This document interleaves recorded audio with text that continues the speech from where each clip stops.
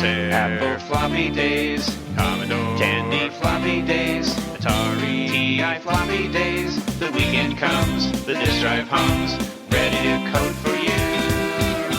These days we're all happy and free. Those floppy days, the games we played, you shared with me. Those days, Motorola, Intel 6502, graphics and text are there to view. Composite, color, or RGB, program fun for you and me. Floppy Days is recorded in a live studio.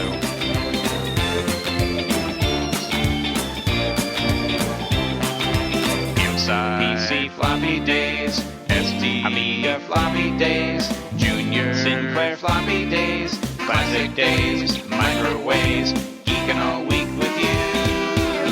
These days we're all happy and free. Those floppy days, the games we played, you shared with me. Those days, these floppy days are yours and mine. These floppy days are yours and mine. Floppy days. The TRS-80 Model 3. Introducing the Apple IIc. Atari 1040 ST. Commodore 64. PC Junior, new from IBM. Discover Atari. At his Radio Shack Color Computer 3. Introducing the Timex Sinclair 1000. The first computer, this is the one. Texas Instruments home computer. A wonder computer of the 1980s, the Commodore VIC-20. Well, hello and welcome to episode 140 of the Floppy Days Podcast for June 2024. I'm Randy Kindig, your guide to this journey as usual through all the vintage computer goodness that I can bring you this month. This month, I'm bringing you another interview episode. Paul Terrell is a name well known in the annals of computer history, probably most famously for his kickstart of Apple Computer through the purchase of one of Steve Jobs and Steve Wozniak's first batches of Apple I computers for Paul's Byte Shop. The Byte Shop was a very early computer store that was one of the few that existed in the world at the time. I've had an earlier introductory interview with Paul where numerous topics were discussed in a more general manner, and I've also talked with Paul about his time spent at Exidy and working on the Sorcerer computer. In this interview, we focus primarily on the Byte Shop, how it got started, what it was like, and much more. Through several conversations with Paul, the interview ran quite long, so this is part one of the Byte Shop discussion. If you want to know what it was like to run a computer store in those early days, this is the interview for you. Along the way, you'll learn even more about just what the home computer and hobby computer scene was like in those days. Before we go on, let's not forget to mention some of the great storefronts that support our vintage computing hobby in a big way, such as a bitclassics.com run by my friend Corey Colts. He has a wide variety of vintage computer items for a wide variety of vintage computer platforms, including video cables, power supplies, boards, upgrades, and a whole lot more. I often get things from a Bit Classics, and Corey has been a friend of the show for quite some time. I really appreciate his support of the podcast. Check out his site. Also is arcadeshopper.com, run by my friend Greg McGill. Greg has a wide variety of hard-to-find items for a large number of platforms. This is another site I have done a lot of shopping at and continue to shop at, and I've mentioned numerous times on Floppy Days in the new acquisitions section. If anything shows out of stock, just ping Greg through the contact form, and he can check whether he has or can get more of the item for you. I also want to mention those listeners who appreciate the show enough to donate through patreon.com. I really appreciate you guys, and it helps offset the running of the podcast. Regarding that, I've created some tiers for paid members and have come up with some ways to reward those who are generous enough to monetarily support the Floppy Days podcast on Patreon. First of all tiers $2 and up will receive early access to companion videos for any interviews that are published, such as this one. The audio will be published to Floppy Days immediately, as usual, while any video will be made available exclusively to all paid members for some period of time, at least 30 days, before the general public. The videos will be published for you on Patreon.com and then move to the Floppy Days YouTube channel after the exclusivity period is over. Other benefits have been added for the tiers above the minimum $2 tiers, such as Floppy Days merchandise, an audio introduction for supporters, and even the option to co-host an episode. I do want you guys to know that it's my intention to always make all content available to everyone at no cost, while at the same time providing some benefits for those generous enough to support the podcast, and I hope this is a good compromise. Please let me know your thoughts. Enjoy, and on with the episode. Hi, this is Paul Terrell. Here's to the followers of Floppy Days, with a passion of the past events that ignited the personal computer revolution, from someone that was there at the time and a willing participant. I was involved in the first sales of Microsoft Basic to Data Terminals and Exidy Incorporated, which created the first software company in personal computing. And I bought the first 50 Apple I computers with a COD purchase order, which provided $25,000 of seed capital to start Apple Incorporated. The personal computer revolution is as significant as the Industrial Revolution was, and they say history repeats itself. A generation which ignores history has no past and no future. If you want to understand today, you have to search yesterday. So let's understand today with Floppy Days podcasts of yesteryear. Thank you. Okay, now for new acquisitions and what I've been up to. One thing I've been up to this month is a trip that I took to Montana. Longtime listeners will know that I have property in Montana, although I live in Indiana, and that my wife and I visit Montana often. One thing I always do when I'm out there is visit the American Computer and Robotics Museum in Bozeman, Montana. Surprisingly, it's a wonderful, if small, museum tucked away in the Rocky Mountains, and I always find it a joy to visit. They have a terrific home computer display, a Woz-signed Apple I on display, as well as an entire tribute to the early garage-based contributions to home computers, computers used in the space race, and much, much more. I had an interview with the creator of the museum, George Karamedjev, back in 2013, and in fact, I remember that very fondly because it was the very first interview that I ever did for Floppy Days. I was a little nervous, actually. Although George tragically passed away a few years ago, I'm working on getting an interview with his wife, Barbara, a smart and charming lady who now runs the museum.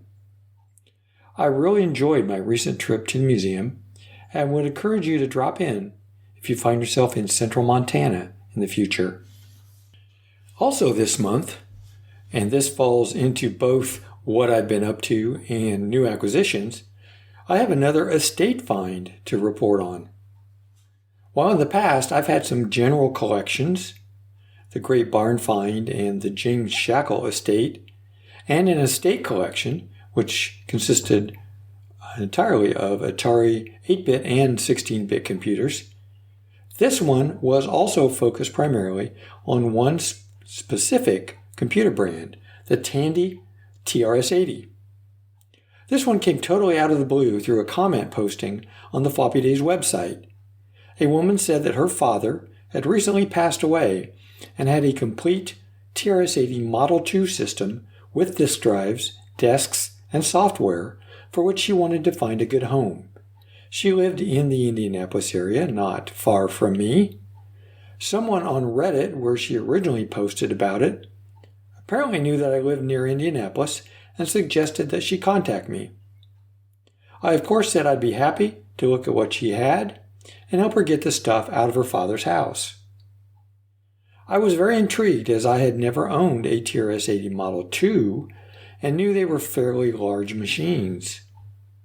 After having her send a few pictures so I could get an idea of the extent of the pickup, it became obvious that the system was instead a TRS-80 Model 1 and not Model 2.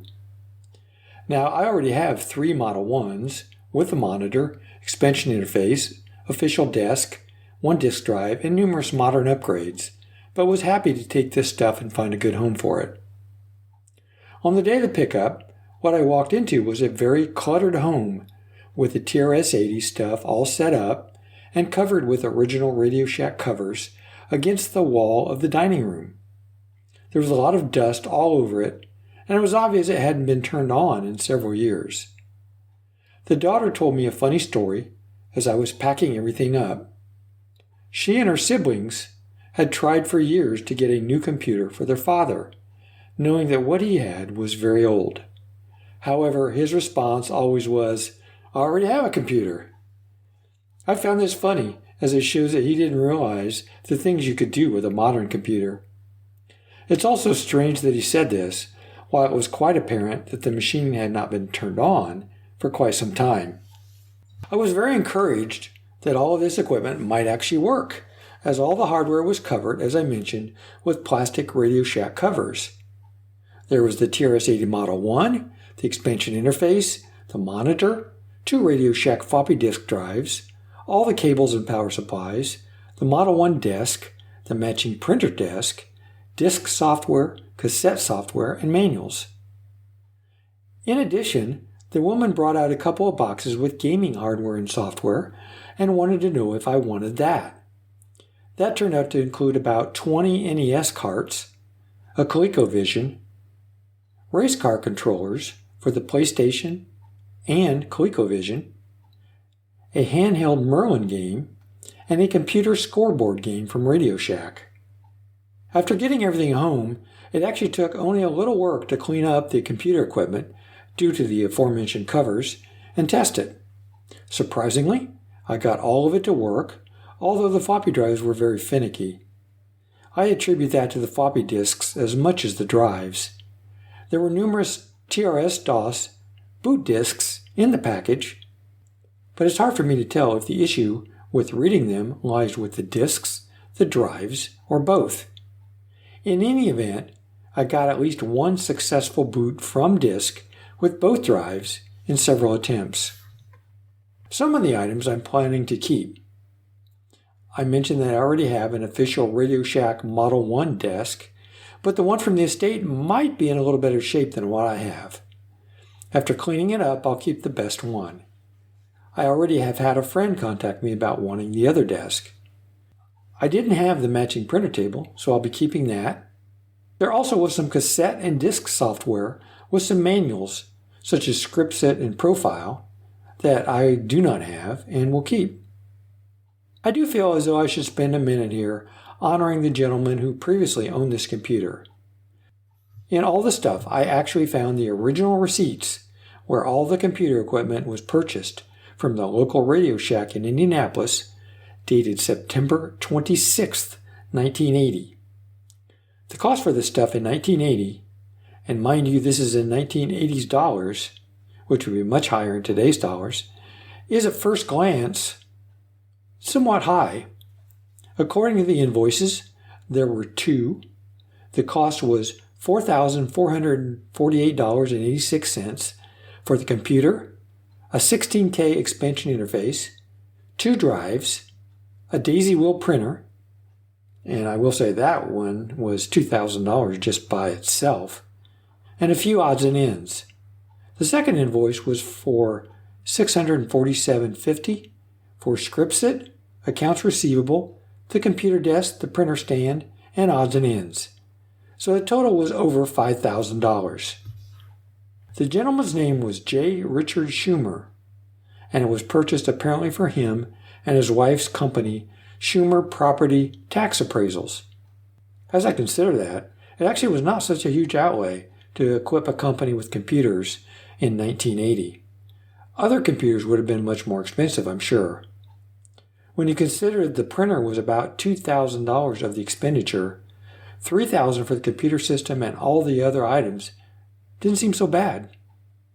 In any event, I'm honored to have been able to preserve the computer that Richard loved so much that he kept it for over 40 years. Richard, it will be well cared for. And now on to the new acquisitions portion of this segment. In previous shows, I've mentioned the VTech computers that I've somehow managed to start acquiring. I'm not sure how that happened. In the last show, I talked about the VTech Advantech IQ Unlimited that my friend Simon McCullough donated to the podcast. That whet my appetite for even more VTech computers, of which there were many. On eBay, I came across a VTech called the Pre-Computer Unlimited. Now, I have the Pre-Computer 1000 and 2000 and assumed this was the next iteration of that line. Based on a little research, that turned out to be the case. So I bid and won the machine for a very good price, although I had to wait a couple weeks to get the package from Germany. This computer, it turns out, was released in 1996 in the UK, France, and Germany. As far as I can tell, it has approximately the same specs as the 1000 and 2000, but has composite and analog TV ports with no built-in small LCD like those computers. It has a nice keyboard on it, has a similar style to the Commodore 128 computer. The really cool thing about it is the built-in software. It has a mouse-enabled software suite built in that has graphics, learning software, and a whole lot more. And of course, it has BASIC. The machine comes with a mouse, and I was able to get a new in-box version that has all the original pieces and documentation. As I've mentioned in the past, I'm planning a show or series on the VTech computers at some point, where I'll talk in more detail about all these machines. In any event, this is a very cool machine, and I'm glad I was able to get it. Next up, a couple of USB-C power adapters. Joe Hanold, aka Moswald, is a name very well known in the Atari community and beyond, with his hardware and his contributions to the FujiNet project. I consider Moswald a friend, and he's always done a lot for me. Recently, I had talked on the Antique Podcast about his new power adapter for the Atari 8-bit that I thought was pretty cool. What it does is replace your old bulky power supply, or brick, with a slim USB-C to Atari 8-bit DIN power adapter. All you have to do is provide your own USB-C cable and 5-volt USB supply. It fits the Atari 600XL, 800XL, and the XE computers, and has a built-in 3-amp fuse protection. It has a 3D printed case in bone white color to closely match the XL color scheme, and it really is tiny. Joe heard me talk about it, and apparently the publicity caused an uptick in his sales. So he was kind enough to just out of the blue send me one with a thank you. I think this thing is great and plan to use it, as it's so small and easy to carry when taking an Atari 8-bit somewhere, such as a show or a local computer club meeting. In addition, while he was at it, Joe sent a similar item for the Apple IIc, which I wasn't even aware was available at the time. It also allows you to replace your old bulky power supply or brick with this slim USB-C power delivery adapter for your Apple IIc computer. And those of you that have an Apple IIc and the original power supply know just how large and bulky that Apple IIc power supply is. The adapter has a USB Type-C input, which will negotiate 15 volts with a PD power supply. A DIN 7 female connector supplies 15 volts and 2 amps out to the Apple IIc. The DIN connector is black and the case is bone white, and those are 3D printed parts. Now you do need an external USB Type-C power delivery supply and a Type-C cable. And so this will not work with a simple 5-volt USB supply or USB-A to USB-C cable. So again, very cool. Thanks so much, Joe, for both of these items. It's much appreciated. And that's it for new acquisitions this month. Okay, this is Howell Ivy, the designer of the Sorcerer computer and one of the owners of Exidy. And you are listening to the Floppy Days Podcast. Okay, now for upcoming shows. I do want to note that per request from a listener, I've now created a shared list of the upcoming shows and published it to the Floppy Days website. You can go to the link provided in the show notes here, or just use the link at floppydays.com, and you'll have access to the show list for the current year that I continually keep updated. I also want to mention that there are a lot of shows remaining in the second half of 2024. I personally am going to be attending or planning to attend at least 3, and I'll mention those as we go here. And I hope you're able to get out too. I'd love to meet as many people as possible at these shows. And all of these shows, I do plan to have an exhibit table for Floppy Days. So the first one is Kansas Fest, the largest and longest running annual Apple II conference. The in-person version of this will be July 16th through the 21st. And the virtual version will be July 27th through the 28th. Now, the in-person version is at a new location this year at the University of Illinois in Springfield, Illinois. And I seriously considered going as it's only 3 hours or so from where I am near Indianapolis. However, instead, I will be going to the Southern Fried Gaming Expo and VCF Southeast, which is that same weekend. It is July 19th through the 21st in Atlanta, Georgia.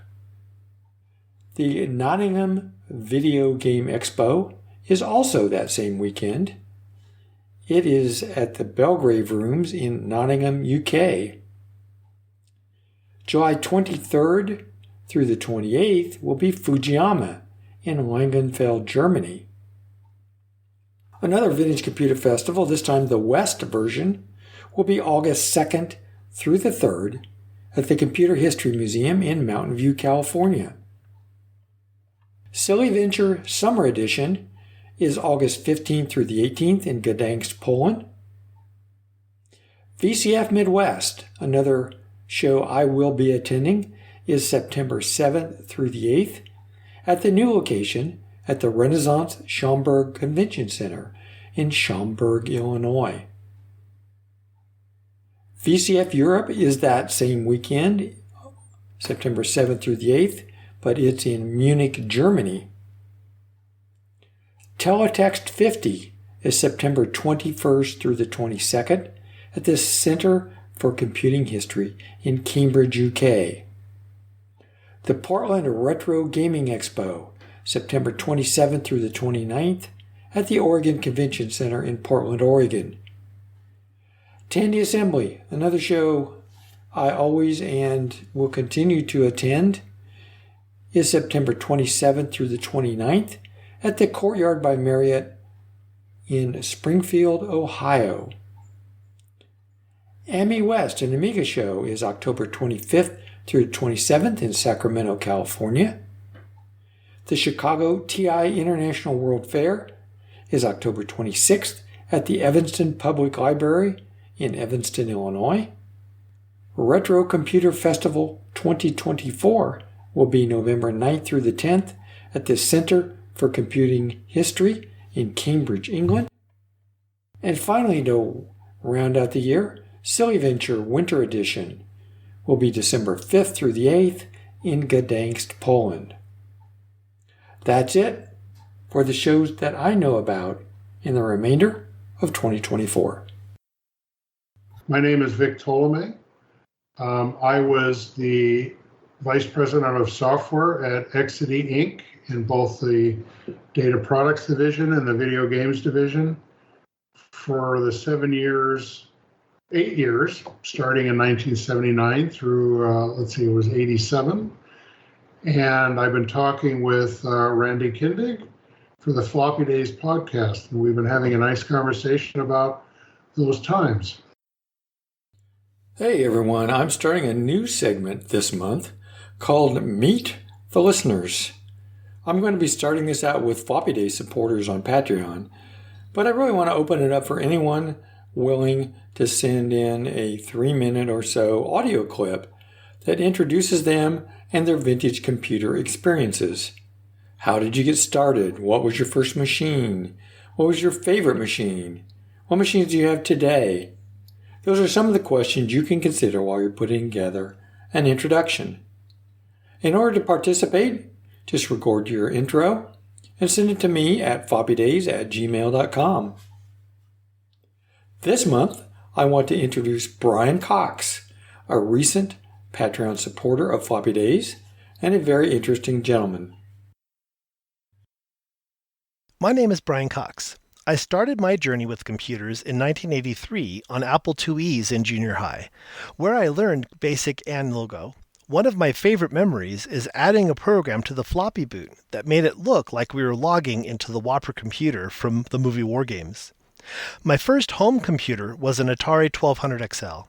I had a subscription to Family Computing magazine and still remember spending hours typing in program examples. There were so many data statements. This computer also provided my first opportunity to play video games at home. I spent countless hours playing River Raid and Hero, but to this day, my all-time favorite is Jumpman. Halfway through high school, my Atari stopped working. I can't remember what happened, but I bet the keyboard failed. Upon my friend's recommendation, I switched to a Tandy color computer. During my senior year in high school, I was asked to sysop a BBS that the school had just started.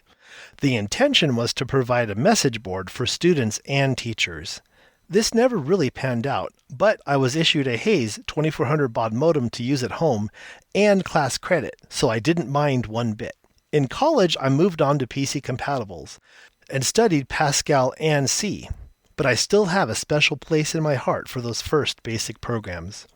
Throughout my work with computers, I found that I preferred troubleshooting more than writing programs. This served me well with working with PC compatibles in my jobs as a computer technician and network engineer in the 90s and 2000s. Unfortunately, I no longer have the specific computers I grew up with, but in the early 2000s, I started my vintage computer collection with an Atari 1200 XL, and the first thing I did was replace that pesky keyboard Mylar. My collection of vintage computers has grown to include Atari 600 and 800 XLs, an Apple IIe and IIc, Commodore 64, as well as various Amiga models. I even have a Coleco Atom. Today, I teach electronics and coding part-time, and as the owner of Future Vision Research, I create electronics and learn to solder kits. I also build and sell FujiNet devices for Atari and Apple 8-bits, as well as the Coleco Atom. You can visit my website by browsing to fvresearch.com. Okay, here's the interview with Paul Terrell, owner and proprietor of the Byte Shop. All right, well, today I'm with Paul Terrell. Paul, today we wanted to talk about the Byte Shop and, exactly what happened with that, how it got started, a lot of things about it. So maybe we could just kick it off by, how did the idea of the Byte Shop come about and, how did that kind of get started? Okay. Basically, I had a rep company called Repco in Mountain View, California, and I started Repco in 1975, the beginning of the year, January sort of frame. And with Repco, it's a manufacturer's sales representative in a geographic territory. And Boyd and I had our partnership company for Northern California, Northern Nevada, Oregon, Washington, and Idaho. And then there was also another territory. The Electronic Rep Association divides the country up into about 26 different geographical areas. And then people can join the ERA and become reps in those territories. And with the association, they have contractual information and they provide contact information with different manufacturers and such. So with Repco, we're selling electronic products, but mainly different kind of instruments, multimeters from companies that manufactured that, and companies would use reps when they were just getting started out and they couldn't afford to have direct salespeople in offices all over the country. So they would hire a rep and typically pay about anywhere from 5 to 10% commission on sales that happened in that territory. And so Boyd and I were carrying power supply companies and instrument companies, and one day I got a phone call from one of my customers at Stanford Research Facility in Palo Alto, California, and he was saying that he had just read about an Altair computer that used a 8080 Intel processor chip, and he was wondering why the products he was buying from me were costing so much. So basically, the Altair computer was on the cover of Poptronics, and so he went ahead and ordered one of these. They were for sale, mail order, and so I told him that I personally didn't believe that it could be sold for $439, I believe was the mail order price for this, and it was in kit form rather than an assembled and tested computer. So I told him that I thought that basically that product was a paper tiger and it would never really show up, and that he should continue to buy the Intel processor cards from the company that we were representing, which was Prolog down in Monterey, California. And about a month later, I got another phone call from this guy, and he said, "Hey, Paul," he said, "if you're free for lunch, come on over because the paper tiger has arrived at Stanford Research and we're taking a look at it." So I went over there, and sure enough, there was a computer, and it did have a true Intel 8080 microprocessor chip included in there. And quite honestly, it had a very professional Optima rack-mounted case that was part of the kit product. So they were going to have to assemble the unit themselves, but to the Altair computer, it looked very much like a Data General with panel controls and lights and things, and once again rack mountable. And so I got the information out of the documentation that they had received there with the product, and as soon as I got back to the office, I called MITS down in Albuquerque, New Mexico, and talked to Ed Roberts, who was the founder and the CEO of the company, and told Ed about my company, Repco, and that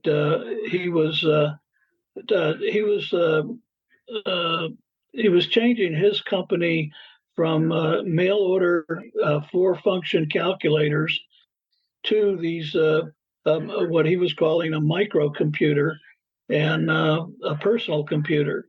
And I told him that Well, something as complicated as a computer, he's going to have feet on the street for people to explain, how this computer works and support the product, because it was a lot more sophisticated and capable than the 4-function calculator kits he was presently selling. And he agreed with me and invited me to come down to Albuquerque and talk to him about how he might be able to set up a sales rep organization nationwide, because that was his intention. He was getting all kinds of checks in the mail from people all over the country that had read this article and literally were just sending off checks and ordering these kits. And he had a pretty tremendous back order at the time. So Boyd and I contacted some of the reps that sold products like the Prologue and control instruments that we were representing. And we were attempting to get other territories lined up for MITS so that, he would have the kind of support that he wanted in the sales organization. And so that's basically how we got introduced to personal computing and the Altair computer. And of course, when we went down to Albuquerque to meet with Ed, Bill Gates and Paul Allen were at the premises. They had a little office on Route 40 going through the center of Albuquerque. And it was just one of those little strip centers that you see with retail stores and offices in. And we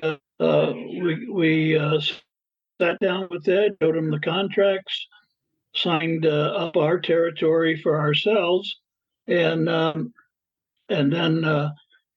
gave Ed contact information that we had to bring more reps across the country on board, and gave him some information that made him feel that these people could do a good job for him. And he saw the products we were carrying and how they fit with a personal computer in Altair. So we got the contract signed. We started to represent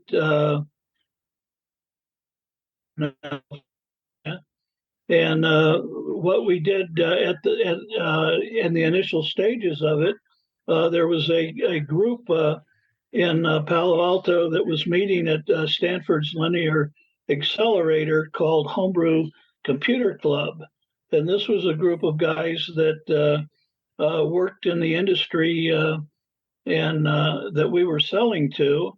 So we were interested in joining the Homebrew Club and going to the meetings, and once again, basically representing MITS to the audience there and answering questions. And Paul, so yeah, did the Byte Shop actually exist yet? I mean, was that an entity yet? No, the Byte Shop didn't exist at that time. Okay. It was just the rep company, Repco, and we had an office in Mountain View, California. We were calling on all of the aerospace companies and universities, in the Northern California Bay Area, as well as Oregon and Washington and Idaho. We would take trips up there to University of Oregon, University of Washington, and once again, anywhere where our manufacturing people had done some advertising, and people would fill out cards and information to get more product, and Boyd and I would show up on their doorstep and show them a demonstration of the product and sell it to them and get our commission. So that's how all of that kind of stuff worked at the time. And the computer stores, there was no such thing at the time. Nobody had thought about doing computer retail because, of course, there was no retail consumer pricing available. There were no computers. There were very few products that were even showing up in magazines or like the Popular Electronics and so forth. And these the computers that were out there, Intel was just introducing their 8080 microprocessor chip. The first 8-bit computer chip that they manufactured was the 8008, and the 4004 was a 4-bit computer chip. And then they went to the 4040 and the 8080, and that was a more advanced instruction set.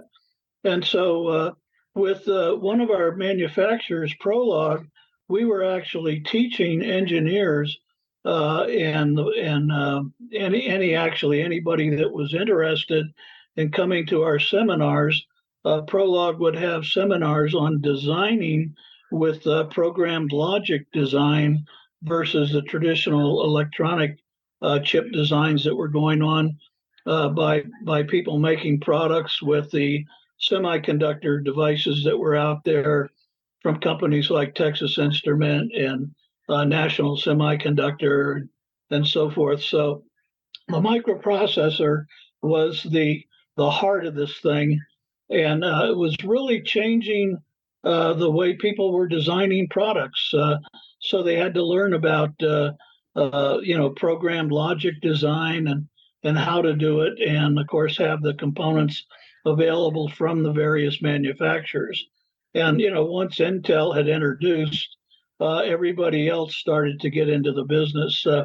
Fairchild Instruments came out with the F8 microprocessor chip. National Semiconductor came out with the SCAMP microprocessor, and so forth. So the industry was transforming at the component level, and of course, with the heart of the product becoming a computer, everybody else had to adapt to this new philosophy of electronic design, and all the way up through aerospace companies and of course universities were always interested in teaching new technologies to the students and so forth. So and you mentioned Boyd Wilson, right? He was your partner in a lot of this stuff at the time, right? Right. And I know you're just getting ready to get into exactly how the Byte Shop came about. So I'll just let you go there. Okay. Well, yeah. Boyd and I, basically, it was the two of us with a secretary, bookkeeper that would answer the phones and take messages and so forth, and we would just travel around our territories. And I had the peninsula of San Francisco, and Boyd had the East Bay, and so we split up our areas and would call on customers that way. So what happened with the advent of computer retailing was that MITS had a convention that they were holding in Albuquerque, and they were bringing the reps and they invited the public to come to Albuquerque to a private convention that they were holding at their facilities. And they had just moved from that little strip center on Route 40 out to an industrial park by the airport.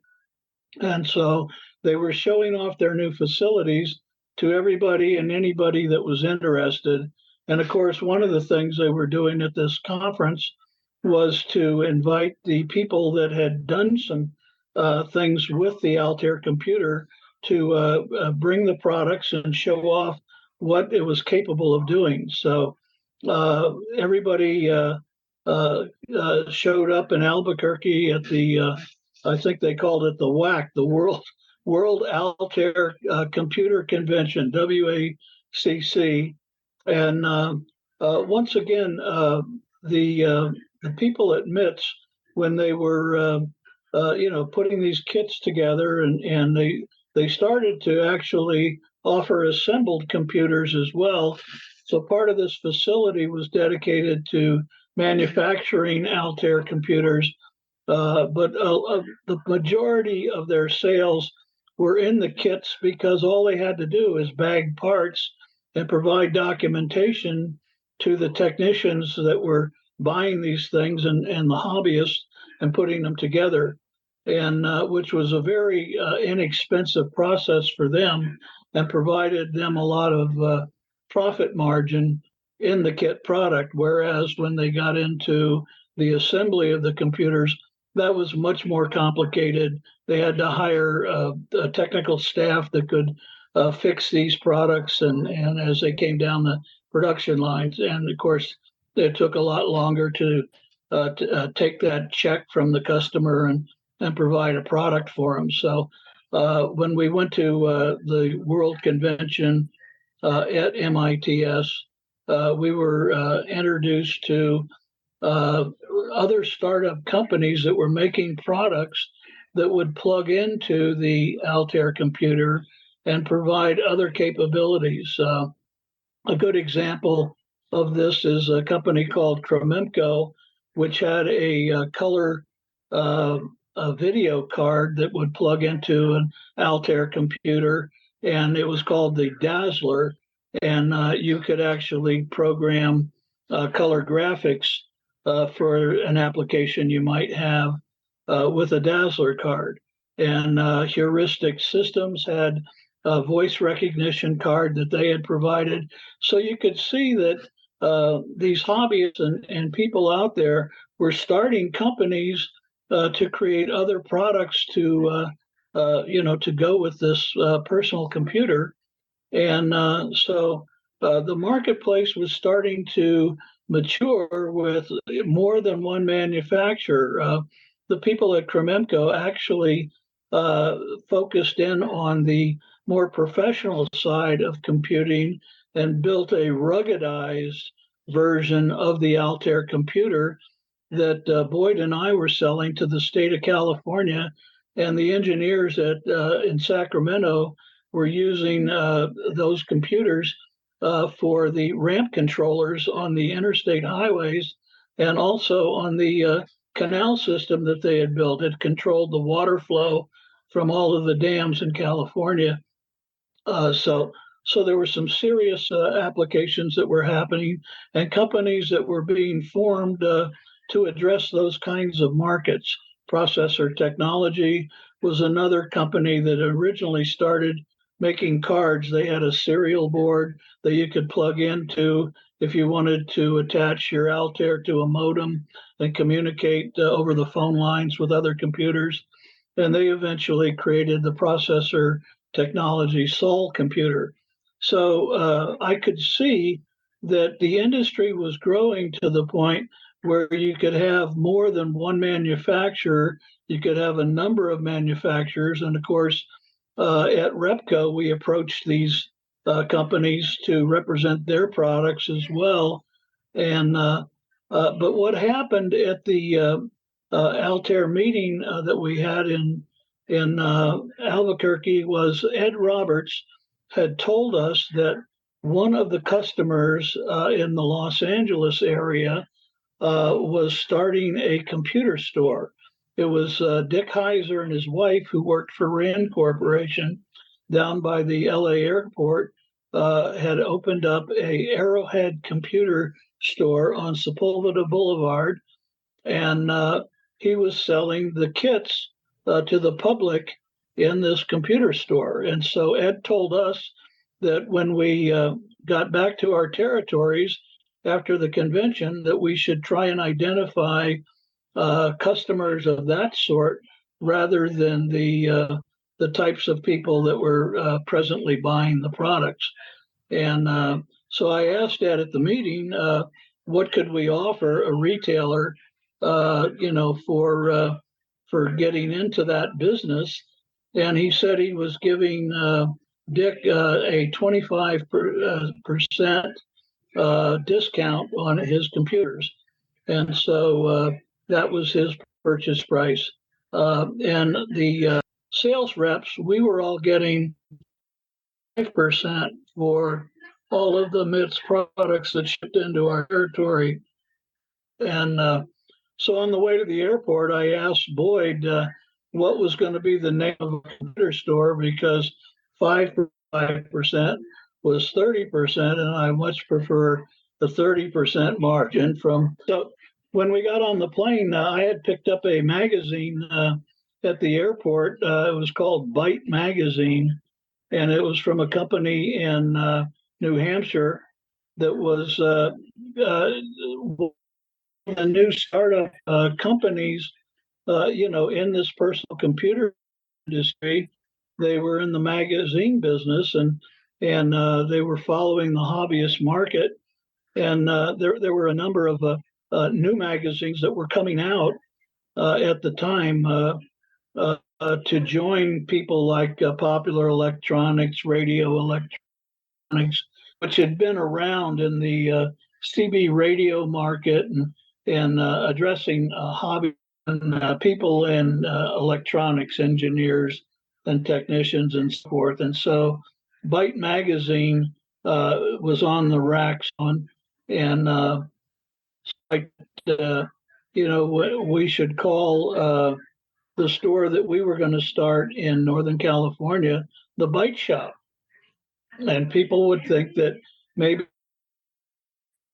with the magazine, and it would give us some factor for Byte Shop. So that was our plan. And when we landed, it took me about 3 months to go from our Repco office complex to the Mountain View area that had good visibility in retail. They say that the three rules are location, location, and the road that goes from San Jose all the way up to San Francisco is called El Camino Real, the King's Highway, and it parallels the Highway 101, which was the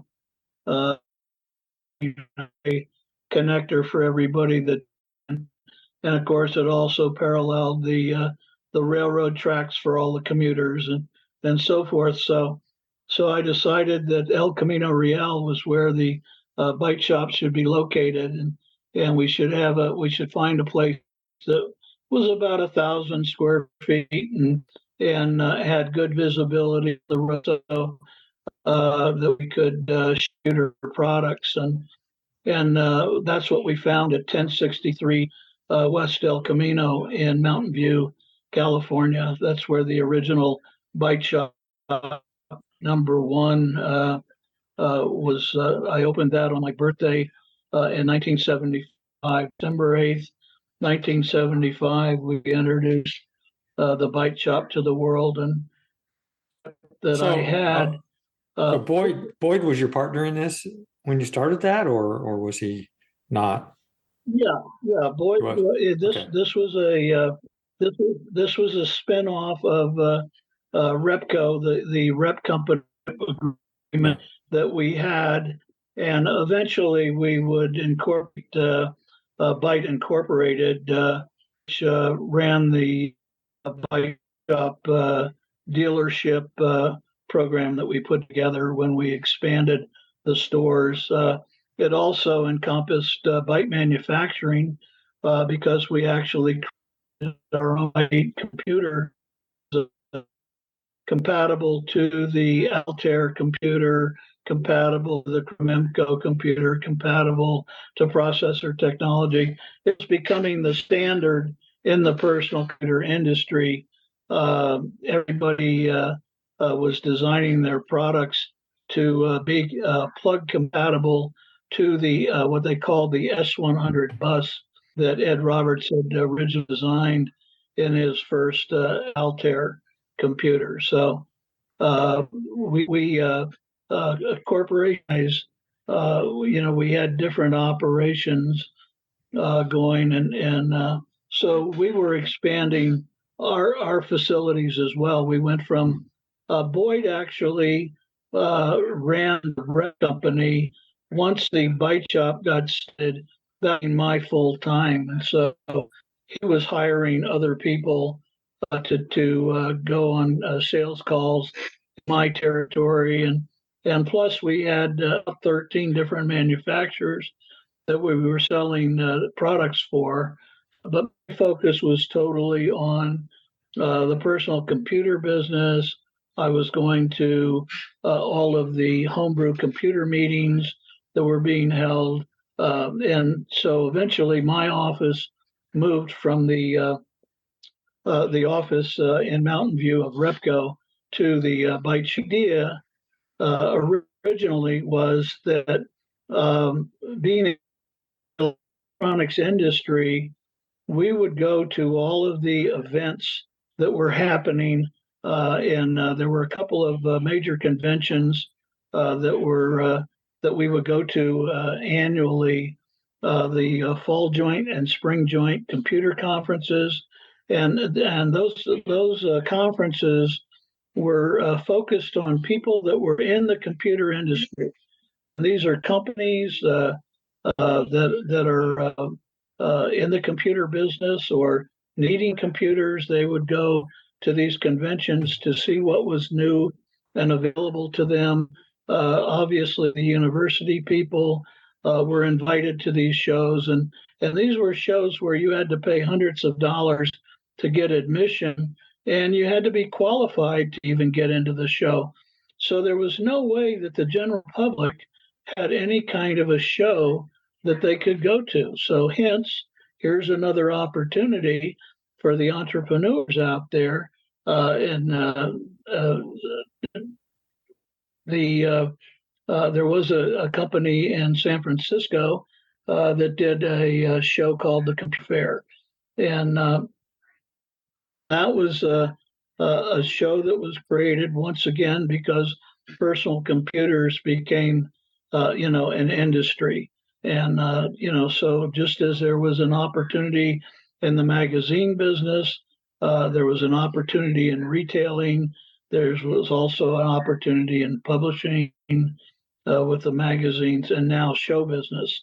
Well, for me, once again, since the shows before Computer Fair started, the shows were you had to be qualified and working in the industry to even see the products. It occurred to me that I had an opportunity with the Byte Shops, kind of like Barnum and Bailey created this expression called "the greatest earth," and it's when it came to town. And so I saw an opportunity when the Byte Shop came to town to create the greatest show in town, which was computers in your Byte Shop, and you could come into the store, you could see the products, you could use the demonstration units, you could have a hands-on capability, and so there was a lot of showmanship involved in putting these stores together because we were trying to educate the general public on what you could do with computers and give them access to them. So that's what was happening in the retail area. And of course, once we started selling the Altair computers to the public and these other companies, we were getting recognition, and the idea of retail. I would have customers come in one day and buy a computer from me, and then come back a couple of weeks later and say they want to open a store. And what was the opportunity for them to be the Byte Shop of Campbell, California, or the Byte Shop of Palo Alto, or the Byte Shop of Santa Clara? So it occurred to me that this computer thing could become very much like what Radio Shack was doing, their electronics part stores and the different products they were offering to the public. And at the time, the products that they were offering were pretty much the CB radio was the big thing for computer hobbyists and electronics people. Tandy Corporation, the parent of Radio Shacks, and they were franchising their stores. They had company-owned stores, and they were manufacturing their own brand of radio products under the Realistic name. So you could buy a Radio Shack Realistic CB unit or a cassette player or radio. They had their own private label of products, which gave me the idea that Byte Shops could do the same sort of thing, that we could create our own products there. And obviously, if we're manufacturing the product, we are the manufacturer, so we get to have the profit margins that are associated with that as well in terms of a business opportunity for us. So as the Byte Shop expanded, we were also competing with other individuals that would open up their store. They didn't feel that there was a value, and just like anything else, whether you're in the food business or whatever, there's branding out there. So, were you aware of other computer stores that were opening around the country, like Stan Viet, and I know was opening one on the East Coast, I think shortly after you did, and Ray Burrell, the Data Domain here in Indiana, which is where I'm located, so that's why I have an interest there.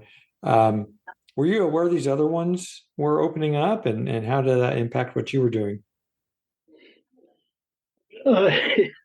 Yeah, it's funny you say that, because a lot of those stores were also being created by the sales reps that were out there, the people that we got into the rep business. They obviously saw what Repco was doing with Byte Shops in our territory, and so there were a bunch of other people that from the rep community that opened up stores, and there were computer marts, computer shops, computer all sorts of things, Data Domain, and once again, some of these people actually came to us and wanted to be a Byte Shop at some point, and there was.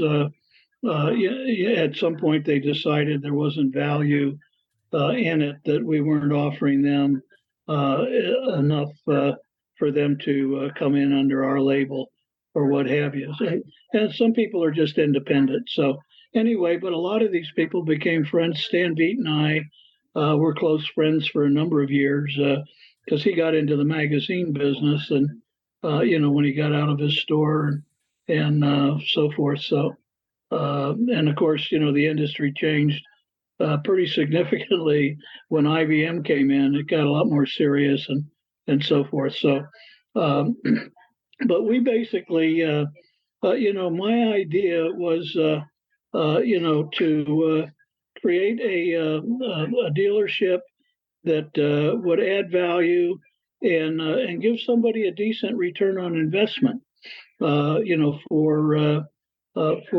the business that they were starting, and that's an interesting statement right there, return on investment, because we got a lot of publicity at the Byte Shops, being there right in the heart of Silicon Valley, and growing our operation there. There were a lot of people that would come to the West Coast.